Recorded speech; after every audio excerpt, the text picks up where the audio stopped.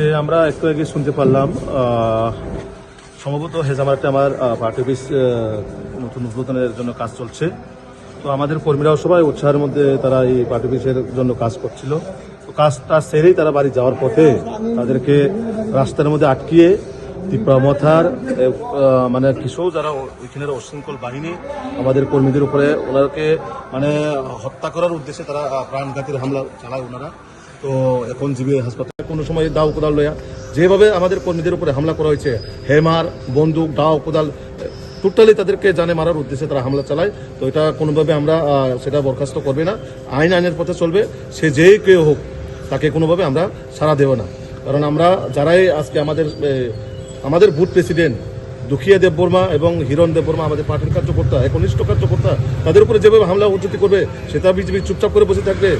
আমরা কোনোভাবে চুপচাপ করে বসে থাকবো না।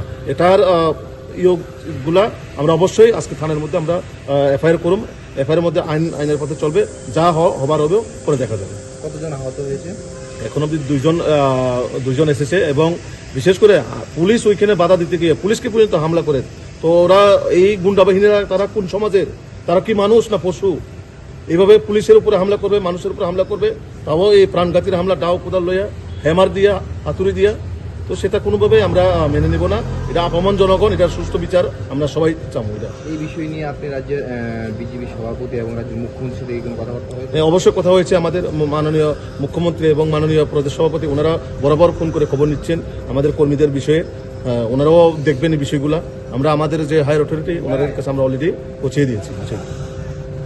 আপনার ঘটনাটা কি হয়েছিল?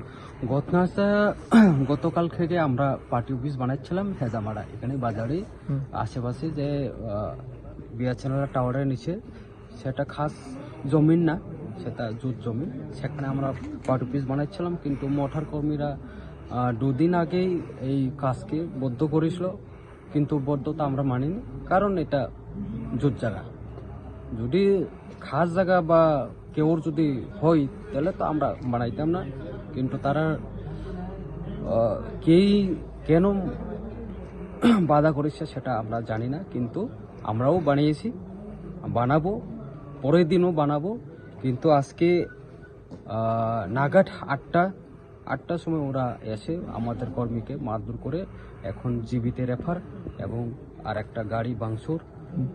আমি নিন্দা জানাই তাদেরকে যে এইরকম সুশ্রামী বা কেউকে হাত দিয়ে কেউকে খুন করে সেই সিপিএমের মতো ওরা নিপাত যাবে আগামী 2026। এখন 2026 এডিসিতে ওরা দেখাবে। আপনারা কেমনি করতে পারছেন তীব্রমথা কর্মীরা আইসে এভাবে হামলা চালাচ্ছে? ওই তো আমরা জানি যে খবর নিউজ জানি যে ওরা আসছে, 150 মতো ওরা আসছে, আমরা শুনেছি। এরপরেই যখন ওরা আসছে বলে শুনছি, এরপরে জানলাম যে খবর পেয়েছি যে আমাদের কর্মী দুজনকে ওরা মেরে চলে গেল। এখন আপনারা যে বিজেপি কর্মী দুইজন আহত, তাই নাকি জীবিতে আছে নাকি?